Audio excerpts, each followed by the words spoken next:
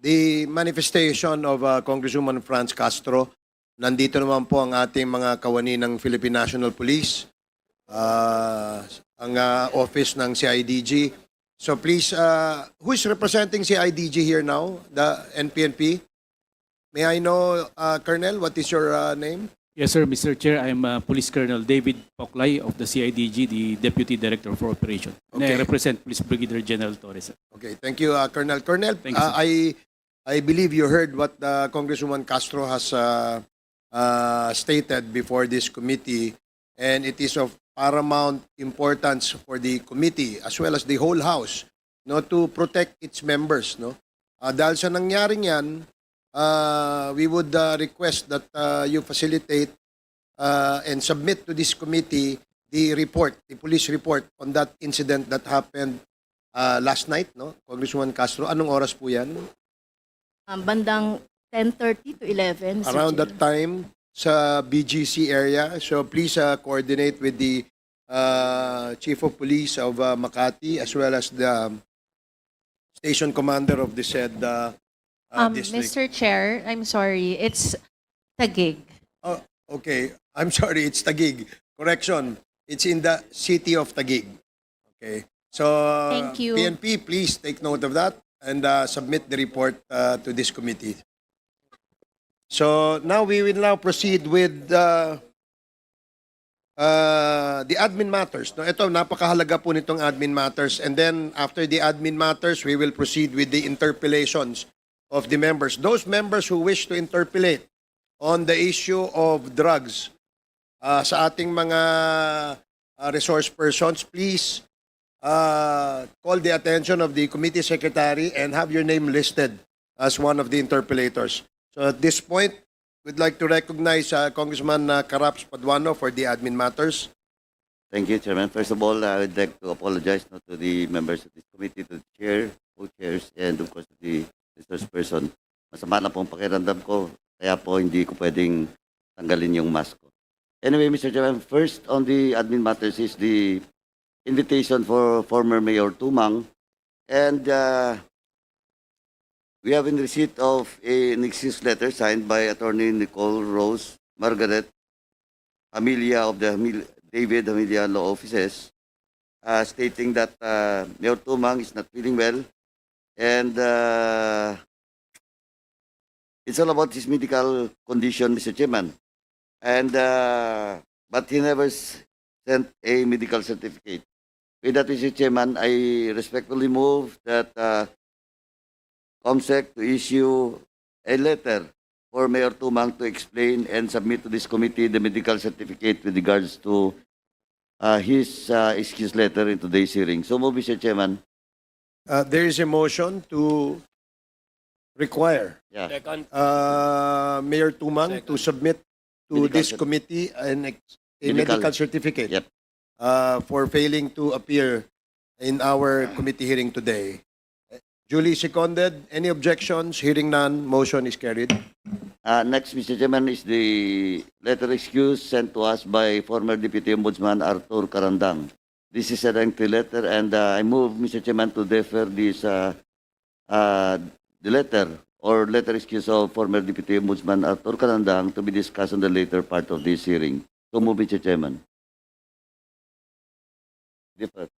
So there is a request to defer, and we will defer as requested by committee chair Congressman Caraps Paduano. We Mr. will Chairman, defer discussion yes. on the issue of Arthur Carandang. This is in relation with Art Karandang. Mr. Chair, I just wanted to submit all the documents pertaining to the invitation to that personality.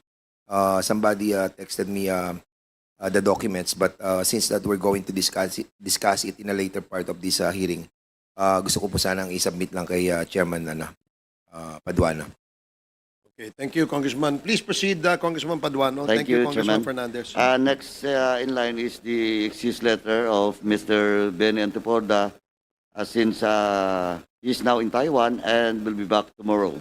Now, Mr. Chairman, with this excuse of Mr. Benny Antiporda, may we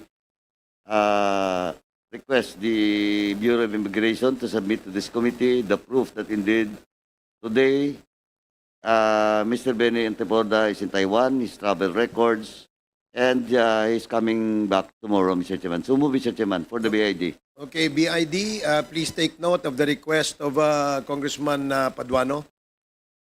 Next in line is the excuse letter from Colonel Marvin Marcos. He's asking to be excused because of the wedding anniversary and he's now on leave. DPRM is Colonel Marvin Marcos is on leave. Please submit to this committee the official document that will prove that that indeed Colonel Marvin Marcos is on leave.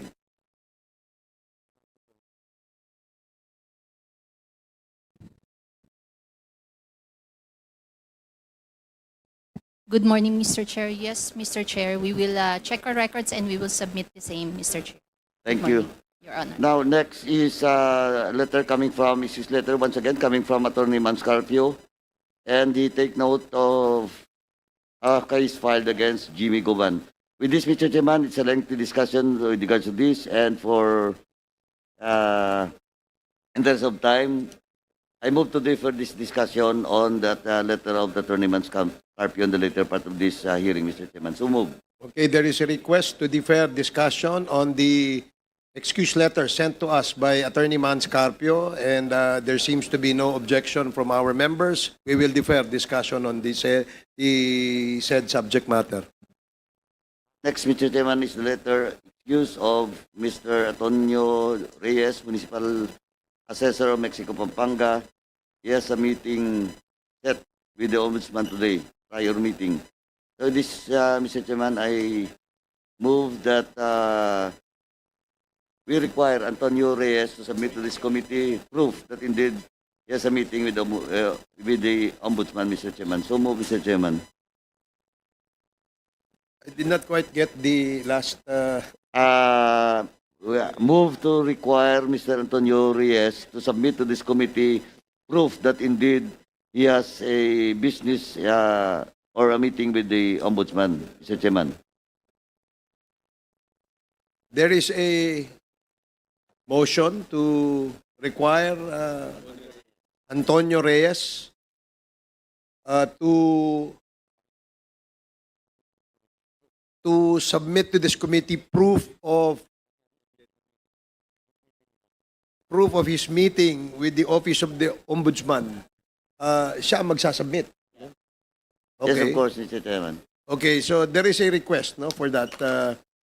There's no need for a motion for that. We will just require him to submit to this committee.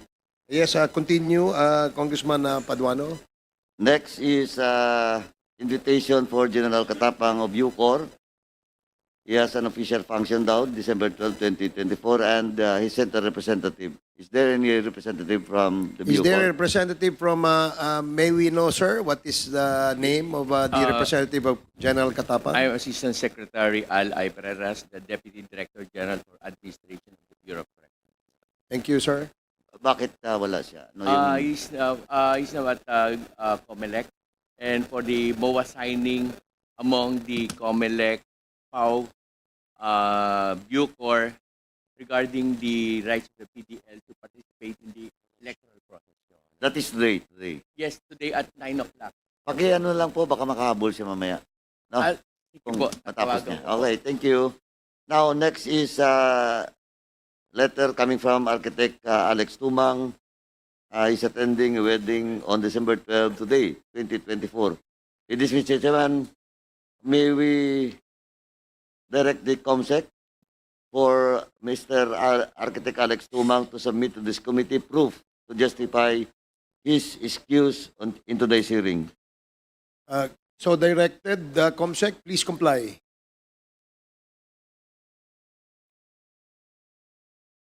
And next is an excuse letter and a motion to lift contempt coming from Ms. Cassandra Ong.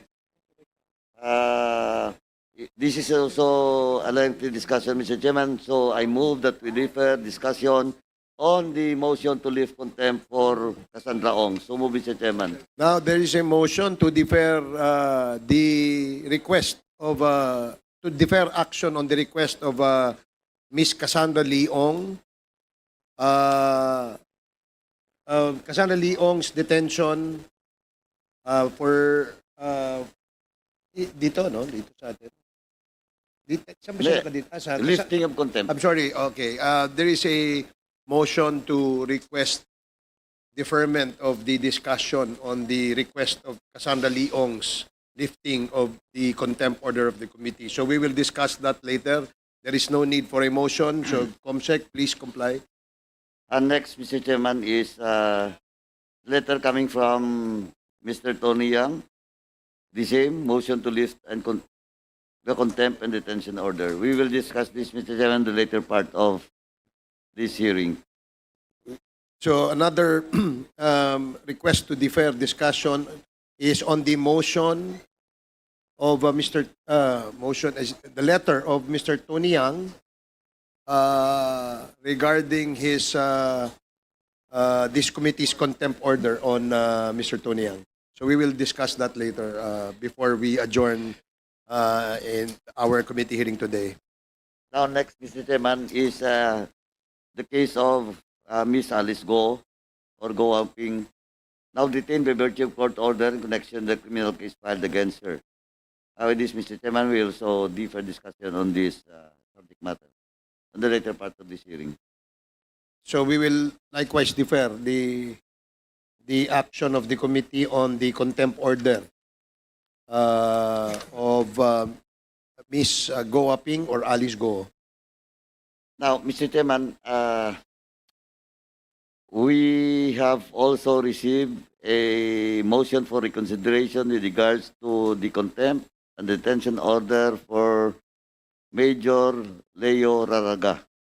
But for the information of everyone, we have also received a copy of the letter coming from the PNP alumni. Ito ba batch mo or the whole alumni o class 2006? COMSEC, is it letter coming from 2006 or The whole alumni. whole alumni requesting for temporary release of Major Laraga? But the problem with this, Mr. Chairman, just for the information of everyone, Major Laraga, through his lawyer, has filed a motion for certiorari in the Supreme Court, Mr. Chairman. And now he's asking us for the contempt order to be lifted while he has filed. Do you have a lawyer with you now? So who filed that motion? Sino po nag-file ng certiorari sa Supreme Court? From Visayas, sir. From? Sa Visayas, sir, galing Sino nga? sa Sino? Cebu. Attorney Vice. Is that present today? No, sir.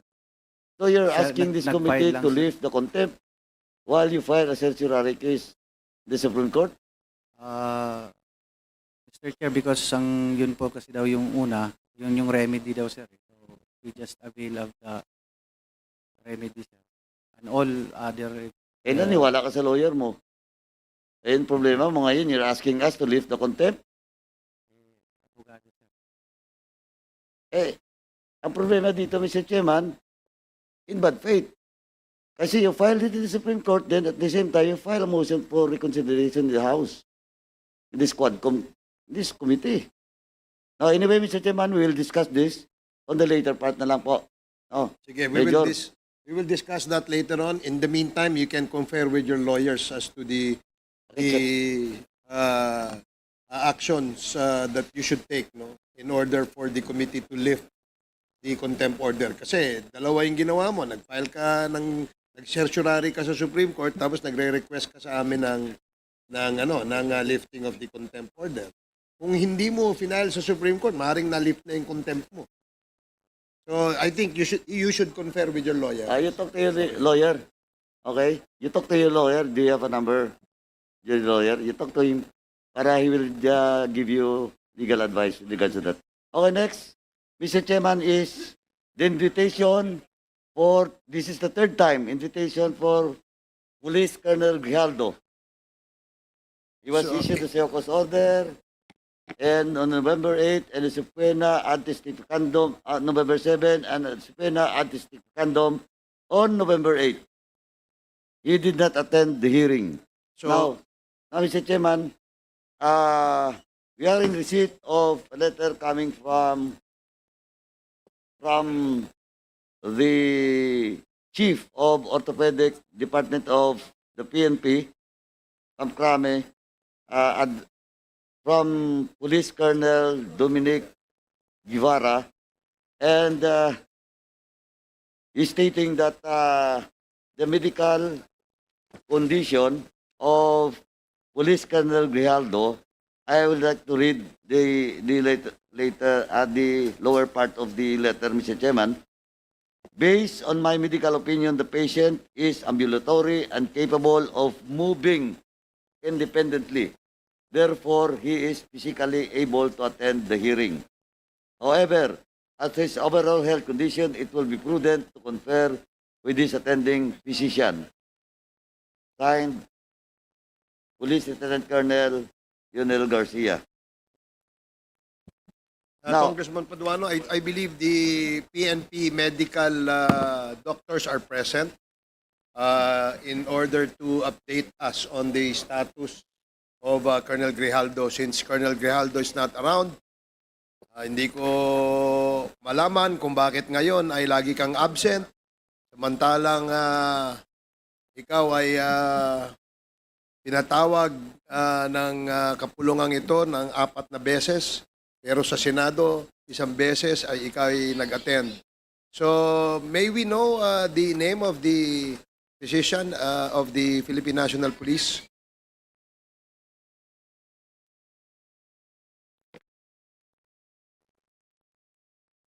Good afternoon, Sir Chairman, Your Honor, Police Colonel Dominic Guevara, Chief of the PNP General Hospital, Your Honor.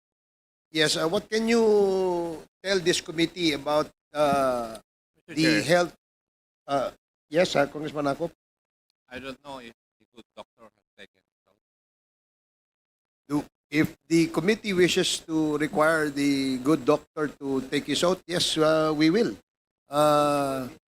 And the first-time attendees of this committee hearing, pwede po ba sabay-sabay na lang para to save on time? Comsec, you are directed to administer the oath of our resource persons that attended this committee hearing for the first time.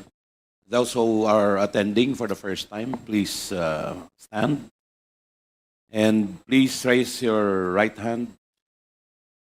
Do you swear to tell the truth, the whole truth, and nothing but the truth in this congressional inquiry, so God may help you? Yes, sir, the oath has been administered. Okay, maraming salamat. Please identify yourselves and for the record, state your position in the Philippine National Police. Yes, you first, Dr. Colonel Guevara. Good afternoon, Sir Chairman, Your Honor. I am Police Colonel Dominic P. Guevara, the Chief of the PNP General Hospital. And the other gentleman, Good afternoon, Your Honors. I'm Police Lieutenant Colonel Lionel R. Garcia, the Chief Orthopedic Department of PNP General Hospital. and the other gentleman. Your Honor, sirs, I'm Police Lieutenant Colonel Donato Lazaro, the Chief PE Section po National Headquarters Health Service. Okay, thank you. So, we just like to get an update no doon sa status nung health ni Colonel Grijaldo kasi very concerned ang committee sa kanyang health no dahil it seems that after 4 invitations he failed to attend and citing his reason as not feeling well or may have undergone a medical procedure at yung isa naman ay hindi daw siya ambulatory. So, can you please inform this committee, ano ba yung totoong kalagayan itong si Colonel Grijaldo ito?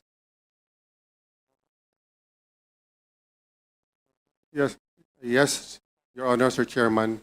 Last December 3, the Directorate for DPRM of the PNP sent a memo for the PNP Health Service to conduct a validation and a medical evaluation on the condition of Police Colonel Grijaldo. he was presently confined at a Pasig Health Facility. So due to that, December 5, the health service were able to dispatch a medical team to conduct such a procedure for a medical evaluation. And here with me, together with me, is the chief of the orthopedic section of the PNP General Hospital, and he will be the one to explain further the evaluation that was conducted on Colonel Grijaldo. Thank you, sir. Mr. Chairman. Okay, thank you, Colonel Guevara. Colonel Garcia, the head of the orthopedic department ng PNP General Hospital. Yes, Your Honor. Okay, please inform this committee. Your Honor, last December 5, we went to Pasig Doctors Medical Center to assess the orthopedic condition of Police Colonel Grijaldo. So upon checking the patient is awake, coherent, cooperative, and ambulatory. And upon knowing, sir, na he underwent arthroscopic shoulder surgery last December 2, and one day post-operatively, he underwent physiotherapy bedside po, sir. So, does that make him unable to attend mga meetings kagaya nito?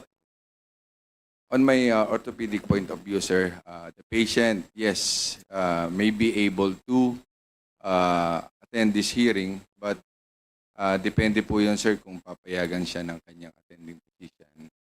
So, hindi po kasi namin nakita, hindi ko po nakita yung kanyang medical record, which is hindi po sa amin, hindi po kami pinayagan ng hospital na makita yung kanyang Mr. medical Chair, record. sorry, may I ask? Yeah. Okay, Congresswoman Pami Zamora. Sir, sinabi mo, nakita mo siya ng December 5? Yes, Your Honor. Hindi, December 2 siya nagka-procedure. Opo. And then the next, because when you saw him on December 5, sabi mo ambulatory siya. Yes, ma'am. Tapos, kailan siya nakalabas? Hindi pa po siya nakakalabas. Hindi siya nakakalabas. Oh. Okay. Is there a reason, would you know, sir, kung bakit hindi siya nakakalabas? On my opinion, ma'am, no? Opo. So baka po mayroon pa siyang mga underlying medical condition Mm-mm. na baka po hindi pa siya nakiklear ng kanyang attending physician. Baka acute stress disorder. Oo. Okay. And so, if the procedure was December 2, because itong katabi ko si Kong PM, nagkaganon din siya eh. Am I right, Kong PM? Yes, Mr. Chair. And how long did it take you to, when you want, I'm sorry, I know this is out of line, but how long, I just want to make sure, kasi naiinis na ako eh. How long did it take you from your procedure to go back home? It took me 2 days, Mr. Chair. Okay, 2 days. So, okay. Mr. Chairman? Yes, SDS Gonzales. Well, Mr. Chairman, sa mga nanonood, mga doktor, ako, 2 knee surgery, MTL and ACL. After my surgery, nagbike na po ako kagad at pinalakad na po ako ng doktor. Baka parang iniunsulto po natin yung mga doktor natin. Parang hindi po yan kapapaniwala, no? At meron po akong broken shoulder sa basketball also. At therapy lang po yan. Hindi po yan inihiga. Pag inihiga mo yan, lalo kang mahihirapan. Kaya baka nanonood po yung mga doktor dito sa ating bansa o sa ibang bansa. Baka tatawanan po tayo pag yung mga reason nyo ganyan. So yun lang po, Mr. Chairman. Okay, thank you, Congressman Gonzales. Are you done, Congresswoman Sorry, Zamora? Mr. Chair, I think we've given him, what's his name? Colonel Hector Grijaldo enough leeway. Sobrang bait na natin sa kanya, and I think it's the right time to make an appropriate motion. Sumusobra na siya. This is, I believe, his 4th time to skip the QuadComm, and Pero sa Senate, wala naman siyang rotator cuff syndrome. I'm sorry, but I really believe it's high time that with the indulgence of all the chairmen, that I move to cite Colonel Hector Grijaldo in contempt, Mr. Chair. Okay. There is a motion. I was waiting for Congressman Paduano to do that, but anyway, so there is a.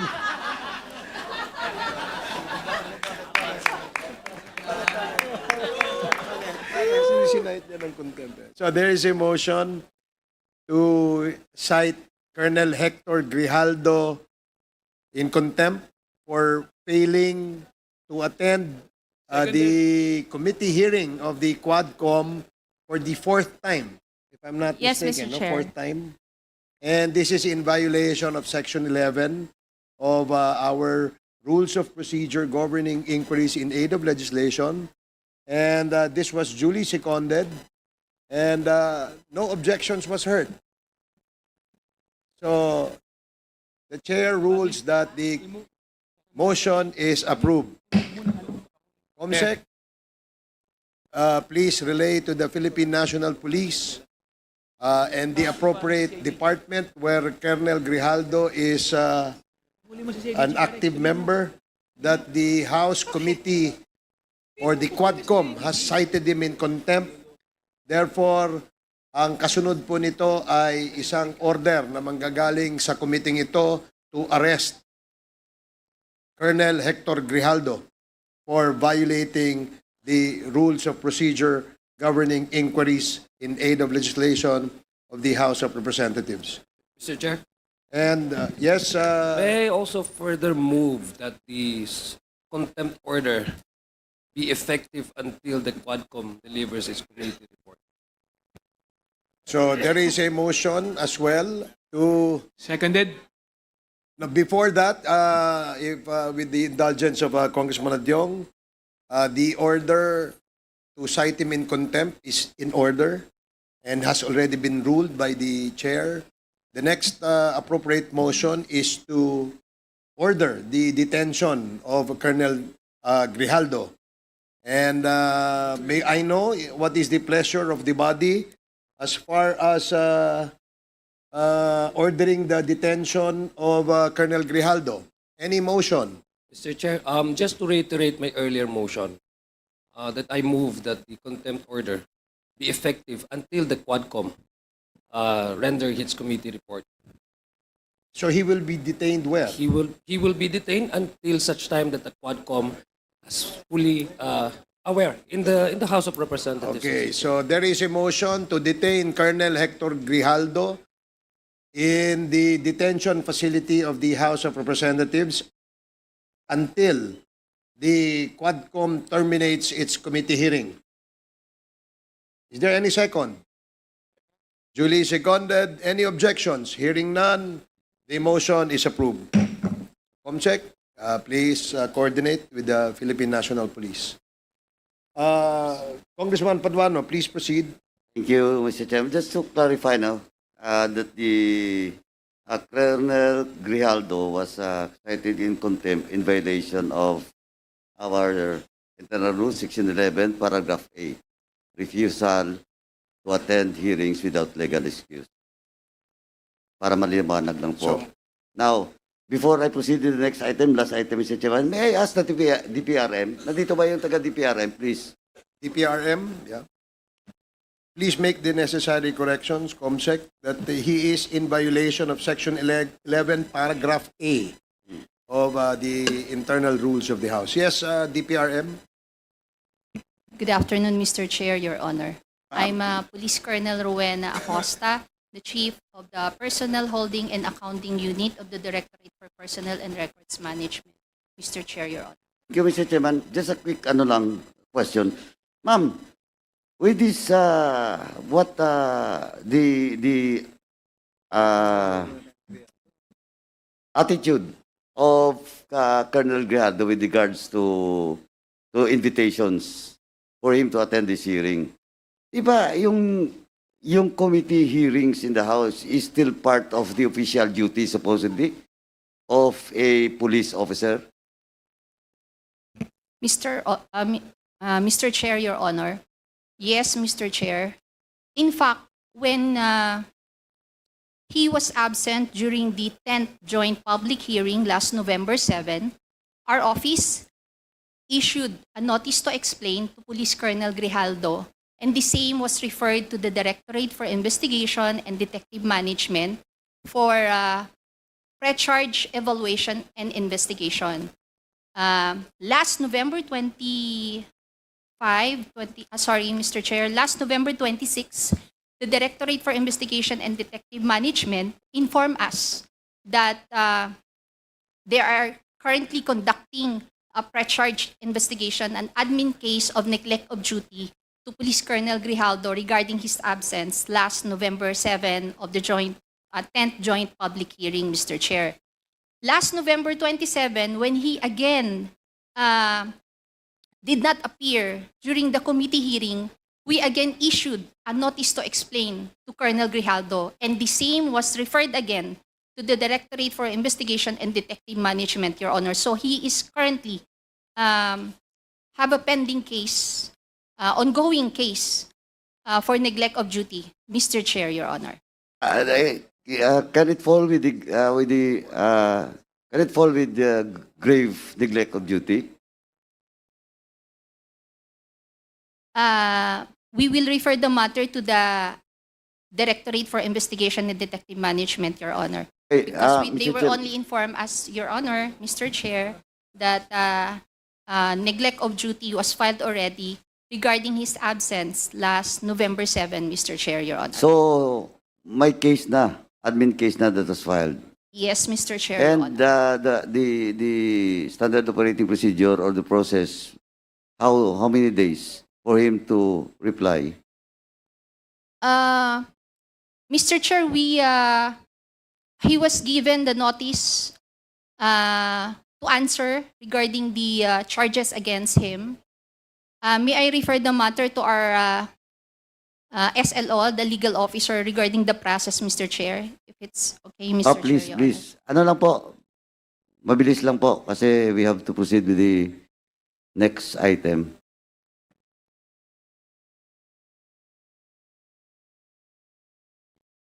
Good morning, sir. Good afternoon, Mr. Chair. The proceedings po sa pre-charge evaluation, dito po yung i-determine yung probable cause, kung probably guilty siya or not. So, he will be given 10 days to submit his counter affidavit.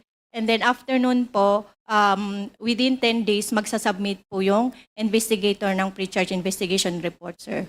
Okay, within 10 days. And when will be that 10 days lapse?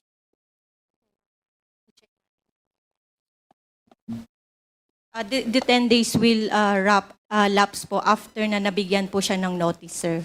Kailan nga? When was that notice was received by Colonel Grijaldo? Para lang po masundan natin.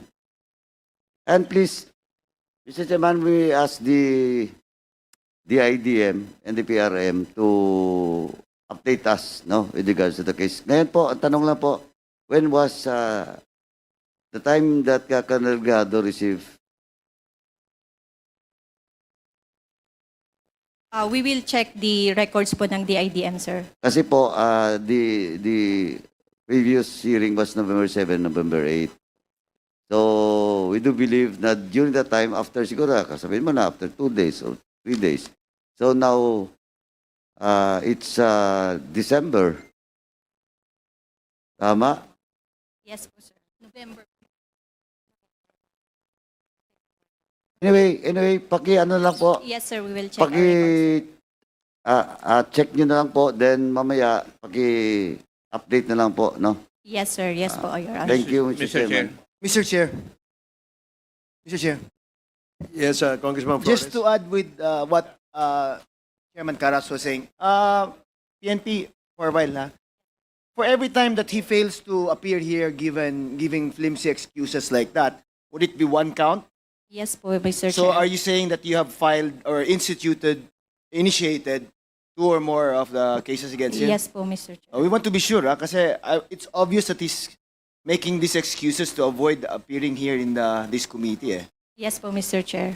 And, Thank you. And in addition to that, the commissioner of NAPOLCOM is present. Yes, it's also present. I think I already asked you about this, diba, CEO? No? Kasi we're really serious. This is an affront to the committee na ginagawa niya lang ng mga excuses to avoid being here. Yet sa ibang committees naman, sumisipot siya. Di ba? Just to be fair with the guy. Mr. Chair? Yes, Congressman Acop, with the indulgence of Congressman Paduano. Yes. Attorney, what is the rank of Colonel Grijaldo? Colonel po, Mr. Chair. Full Colonel. Yes po, Mr. Chair. Therefore, he is a presidential appointee. Yes po, Mr. Chair. According to the rules, can he be investigated without the approval of the President? Yes po, Mr. Chair. After po ng merong formal charge, so if there is already determination na may probable cause po, Mr. Chair, we will seek already presidential clearance before mag-proceed po tayo ng summary hearing procedure, Mr. Chair.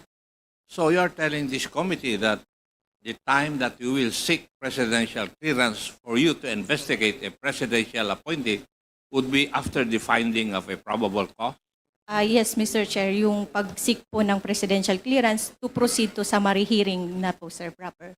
And normally, how long does it take for you to come up with a recommendation to the President or the request for the approval of the President to conduct an investigation insofar as a presidential appointee is concerned? Ideally po, sir, 110 days po, sir. Until po we will submit a recommendation to the Office of the President po, sir. Kasi it defeats the purpose kung ganun. Diba? Yeah. Now, Mr. Chair, may I move that in the next committee hearing, we invite the attending physician of Colonel Grijaldo. So move, Mr. Chair. There is a Second, motion Mr. Chair. to invite the attending physician of Colonel Grijaldo in the next QuadComm hearing, duly seconded. Are there any objections? Hearing none, the motion is approved. Comsec, please send the invitation to the attending physician of Colonel Grijaldo. Yes, anything else, Congressman Last Paduano? in the list, Mr. Chairman, is the invitation that was addressed to Miss Rose Nonolin. During the last hearing, he was absent because she was abroad, no, attending family matters, Mr. Chairman. And now, the information is Rose Nonolin is now in the Philippines, and I would like to check with the BID if indeed that is true, that Miss Rose Nonolin is now in the country from Hong Kong, I think. Now, but of course, she wrote a letter signed by the lawyers coming from Sigyun Reyna Montesilio and Ong Siako law offices, and the excuse is urgent, due to urgent personal matters, Mr. Chairman. Now, before we discuss this, BID, nandito ba ang BID? BID? Wala. Yes, Comsec, is the BID present? The representative was here earlier this morning, sir. They submitted the documents that we required them to submit last time. And one of those is the travel record of Ms. Rose Nonolin. And it confirmed that she is already in the country. Comsec, pakiano lang po, produce Yes, ng sir, dokumento. So he's now in the country, that was confirmed with the ID through the travel documents. Now, Mr. Chair, may I, with the indulgence of course, Chairman Caraps. Mr. Chair, I believe the PNP doctors are here to update us regarding the medical condition of Colonel Grijaldo. And then we have already decided the case of Colonel Grijaldo, and we even inviting the attending physician. May I request, since we will be expecting more guests later, that they may be excused, our PNP doctors, from the hearings, Mr. Chair, because they're only here again to update us in the case of Colonel Grijaldo, his medical condition, Mr. Chair. Yes, I believe we can excuse Yes. the medical doctors of the PNP already, unless there's a violent objection from any of the members? Since there's none, thank you for your presence and informing this committee on the status of Colonel Hector Grijaldo. I hope to see you again in the next hearing. Thank you. So, may I ask everybody, the members, that we allow first the members to finish what they need to finish before we interject anything. Because Congressman Paduano is still discussing some of the admin matters, and after this, we will proceed with the interpellations. Now, by the way, ang ating pong guest sa issue ng drugs ay si Mr. Jimmy Guban, si Mr. Mark Taguba, andito rin yung ating mga taga-PIDEA, andito rin yung ating taga-Bucor, andito rin si Miss Jed Pilapil-C, the wife of the alleged drug lord who was killed in Dumoy, Davao. I think General Wilkins Villanueva, the former PIDEA Director General, is familiar with the case of Mr. Alan C., the husband of Jed Pilapil-C. And sino pa bang nandito natin na guest sa dangerous drugs? I'm sure they will come. If Congressman Paduano is done, can we now proceed with the members? Yes, Mr. Chair. Congressman Vargas. Mr. Chair, I would just like to manifest and comment kasi we were told that this is the second excuse of Ms. Rose Nonolin to be absent from this committee. So she's here in the Philippines, and I have pictures that 2 days ago she's campaigning in my district. So the thing is, her statement or the information that she has is very important. She established that she lied about when she met her husband, but in 2002, they already have a daughter. This can establish that they already knew each other. Lin Wei Xiong, aka Alan Lim, already knew Rose Nonolin. Okay. Now remember, she's the only Filipino left in the highest of highest matrices that was issued by the Senate, by the House of Representatives, and by PIDEA. Siya na yung natitirang mataas dito. So I believe the second information then that she said there was no criminal charges issued against her husband as asked by Chairman Acop. We're waiting for the ombudsman to give us the cases. We have the case numbers, but we just need the cases. So we really need to have her here because the longer she waits, the more she can fix things, the more she can make her move to fix things. So it's already been twice, and she's here naman. So why don't we, for me, I believe, I would like to make a motion. I move that we subpoena to testify Ms. Rose Nonolin so she can have an avenue to clarify all the allegations and the qualms and questions that we have. So Mr. Chair, I repeat, I move to issue a subpoena to testify for Ms. Rose Nonolin. And just another note, the birth certificate post that was made by her daughter has already been removed as of this morning. So there's already a track of covering, di ba? There's traces of covering. So I hope she can come here and clear her name and address the issues. Yes, Thank you, Mr. Chair. we will again extend another invitation for Miss Rose Nonolin. And she has sent, I think, a letter as to why she was absent for the hearing scheduled for today. And para naman po hindi lumabas na tayo po'y nanggigipit, no? Bibigyan po natin ng pagkakataon, but with a promise that in the next scheduled committee hearing that she will not attend, then it will give the committee grounds to cite her in contempt. And of course, ang kasunod po ng contempt ay ang order to arrest her. So I hope that is clear to Congressman Vargas. Very clear, Mr. Chair. Thank you very much. Okay, maraming salamat. Congressman Acop? Thank you, Mr. Chair. May I know if LRA is represented today?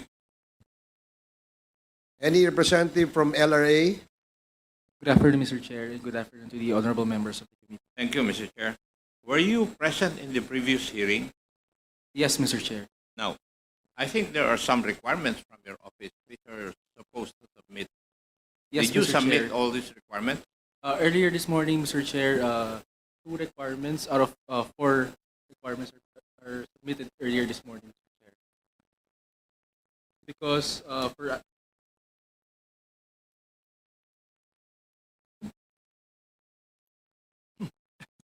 Mr. Chair, we received a letter dated December 10, 2024, requiring us 4 submissions, Mr. Chair.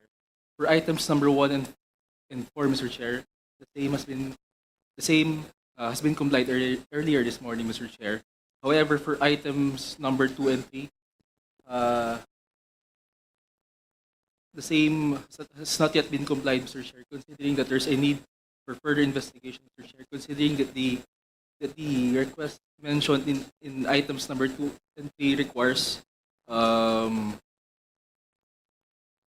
verification, Mr. Chair, considering that, for example, for item number 3, we are being required to submit list of lands owned by those representing themselves as Filipino citizens but are actually foreign nationals.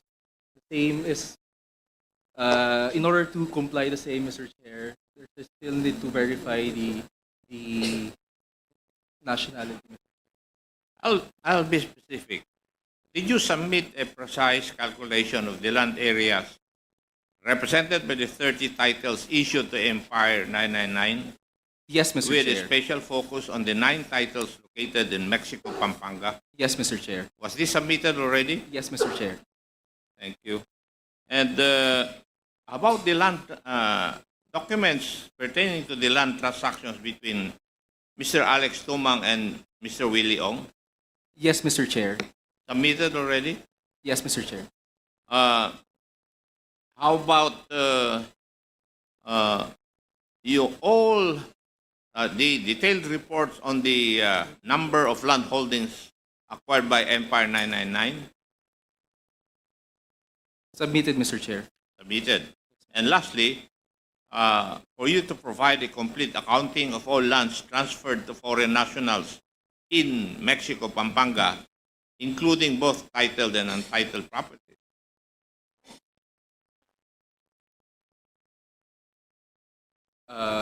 Di ba?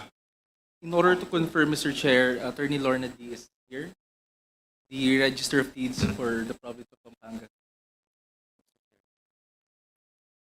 It will be verified by Attorney Lorna D.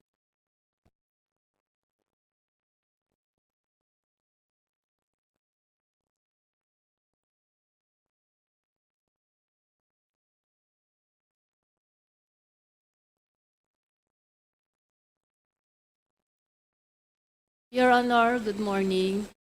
With regards the records of the list of properties owned by aliens, we cannot yet provide it, Your Honor, unless the PSA will give us the list of those supposedly Chinese citizens or foreign nationals whose birth certificates has been canceled. So Yes. Can you please coordinate with PSA? Kailangan pa bang orderan ng committee na ito? Or you can do it with lateral coordination with the aforementioned agency, the PSA? Yes, Your Honor, we will do that. Thank you. Pidea, are you here this morning? Yes, Your Honor. You were required in the last hearing to submit the official Pidea Region 11 logbook. Yes, Your Honor. We submitted it. Covering December 31, 2004 and January 1 to 5, 2005. Yes, Your Honor. This was submitted already. Yes, Your Honor. Thank you. For NBI, in the last hearing, the NBI was directed to obtain Mr. Alan Lim's case files and fingerprint records from the Cavite Court to verify his identity and involvement. Dahil in the last hearing, sabi ni General Wilkins Villanueva, hindi magkaiba yung tao na present. And Miss Madam Nono Lim also denied na yun ang kanyang asawa. So, in the last hearing, NBI was directed to obtain the case files and fingerprint records from the Cavite court to verify his identity and involvement. Was this already submitted? NBI? Mr. Chairman, we already secured the records from the court, and the examination of those fingerprints in comparison to available records of Lee Winchong is underway, Mr. Chairman. So when can this be finished and be submitted to this committee? The examination is ongoing, Mr. Chairman. Yeah, I know. My question is when can it be submitted? I will coordinate with the fingerprint examiner, Mr. Chairman. Thank you.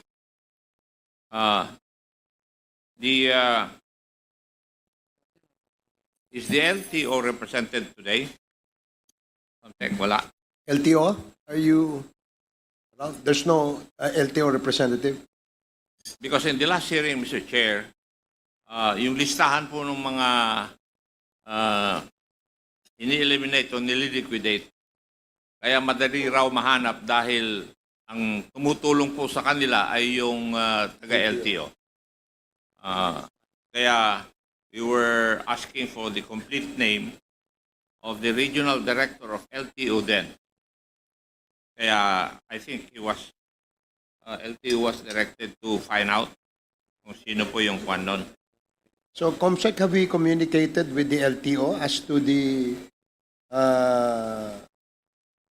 name of the regional director? We only invited them, sir, but we have not communicated as to that effect. Thank you. Thank you. Maybe in the next hearing, this can be verified. Thank you, Mr. Chair. PSA. Is PSA represented today? Yes, Your Honor. The PSA was required to provide the committee all the birth certificates for the children of Rose Nonolin. Complied? Yes, Your Honor. It's already submitted. Thank you. And for the Bureau of Immigration, nandito ba? All the requirements were submitted, COMSEC. Sige. And would COMSEC please provide the members copies of this document?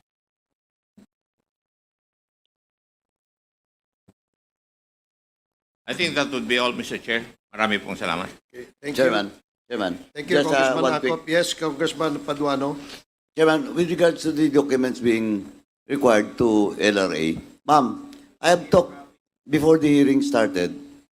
I talked to AMLA, and he told me that some documents that you have submitted in the previous hearing pa po, well, in fact, during the Mexico Pampanga hearing, at it was submitted to the QuadComm committee, to the Quad committee, you submit a different documents, not all those documents. List of properties being acquired by foreign national and companies. Yes, Your Honor, may I clarify that matter? Because these data are being extracted only, a difference in spelling will produce a different result. However, So, ma'am, to cut you short. So, in short, you submitted to us previously documents that is not verified. Are you saying that? no, Your Honor, we verified it. I'll take, for example, the case of AD Tayang. The spelling of the AD in the documents that we submitted in the previously is AEDY. But now, the spelling that was given to LRA Central Office is AEDI. So it produced no results. That's why there's a difference. That's why we're consolidating it now, Your Honor. But ma'am, again, let me warn you. In the case of Eddie Tayang, malinaw po, di ba? Yung isang property, that's why during the Mexico Pampanga, in my committee hearing, I told you, And I warn you, na wala munang galawan doon sa mga properties. And well, in fact, one of the property of Eddie Tayang was sold to a certain Rodingo. Di ba? Yes, Your Honor. Ngayon you're telling us na bago yung mga list, tapos ano nakalagay doon sa notes nyo? Na yung previous not on record? No, it's on record, Your Honor. The list that we submitted before has the title numbers, yes, in the name of A.D. Tayang. No, I'm not just, Eddie Tayang is just an example. Yes, Your Honor. Now, ang tanong ko ngayon, are those documents being submitted previously? Is the same documents that you have submitted in today's hearing? They are not the same, Your Honor, in the sense that if there is a difference in spelling, there's a difference in the result. So we're now consolidating, we're checking the spelling of all the names submitted last week and the names that we submitted previously so that we can consolidate all our reports. Ma'am, ano lang ako, medyo, kasi until now, AMLA, the case that was filed, doon sa mga forfeiture of properties, isa pa lang po, okay, that's not your fault. It's the fault of AMLA. But, ang sinasabi ko lang po, pag may nangyari, doon sa mga dokumento, babalikan ko yan sa staff ko, may mangyari doon sa dokumento that you have submitted and taxation being made in the period in which you submit the document, may problema po kayo. Yes, Your Honor. I will personally recommend to file a case against you. Yes, Your Honor. Para malinaw lang po. Because I have already warned you. Sa public accounts pa lang. Kasi po, inaayos ka natin itong proseso natin dito sa inyo. Yes, Your Honor. With due respect, I was the one who called the attention of our legal department that there is a discrepancy in the report that was submitted this morning. Okay, but ang sinasabi ko lang po, that's why, ano na po, ingat-ingat po tayo. Kasi, I've told you before, Yes, Your Honor. nalusutan tayo dun sa isang property, prime property pa. Saka talagang malinaw na kay Eddie Yang yun, bininta kay Rodingo. Diba? Yes, Your Honor. For the record, Your Honor, we already complied with 2 orders of injunction from the CA, and the other one is from the SEC regarding the nullification of the Certificate of Registration of Empire Estate 999. Okay, thank you. Anyway, dyan na po muna ako, no? And before I yield to SDS Dong, Chairman, can we direct the COMSEC, Mr. Chairman, that baka pwedeng mag-overtime kayo during the break. Pag-reconcile lahat ng mga dokumentong pinadala sa atin ng LRA before submitting it to AMLA for any legal purposes. Thank you, Chairman. Comsec, please comply. Yes, SDS Gonzales. Yes, thank you, Mr. Chairman. RD Lorna, kasi, alam mo, tiga Pampanga tayo, tiga San Fernando ako, tiga Mexico ako. Kung po pwede, yung from Pandara, San Fernando, covered court na piginawa ko ron, kung pupunta ka sa Mabalacat, tingin ka sa kanan, di ba? May makikita ka doon, covered court pinagawa ko. Lahat ng lupa na yon, almost 500 hectares yung lupang yon. Dire-diretso mo yon, kakanan ka, San Felipe na yon, San Fernando. Pag dumiretso ka ng San Felipe, San Jose Matulid, San Antonio, San Lorenzo, hanggang doon sa Quezon Road. Ang lupa doon is, lagay ko, more or less 600 hectares. Kaya more or less, San Fernando plus Mexico equals to 1.1 million hectares. So kung po pwede, i-consolidate mo lahat. Gawa natin na, i-plot natin na maayos. And then we will compare the names of the owner. Yung Yatay Holdings po yan. Tapos may Empire dyan, yung pinag-uusapan natin. So yun lang ang request ko.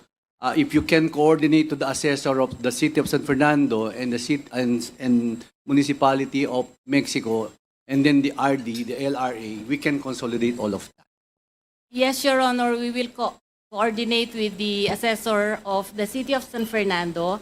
And for the records, Your Honor, as regards the Mexico properties, we had submitted the documents regarding the Yatay Holdings and the Board of Directors. And the total area of this property is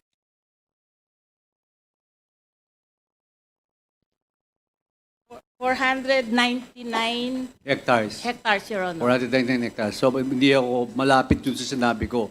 Except for the area of San Fernando. Yes, Your Honor. And we have the Register of Deeds of the City of San Fernando here so that we can also work with him regarding Yes. the platting of all these land holdings. Okay. Sige, pakiayos lang po natin and then we will attach the original owner of that. Yes, however, Your Honor, our records will only yield data regarding titled properties.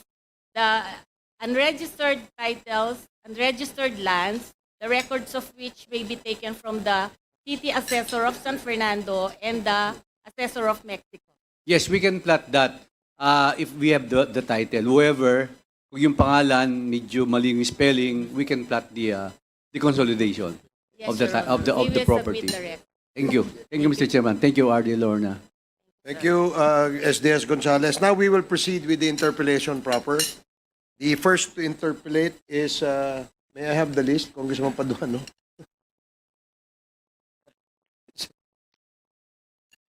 The list, Congressman J. Kung Hoon. You have 10 minutes. Thank you, Mr. Chair. First, Mr. Chair, can I direct my question to Mr. Mark Taguba?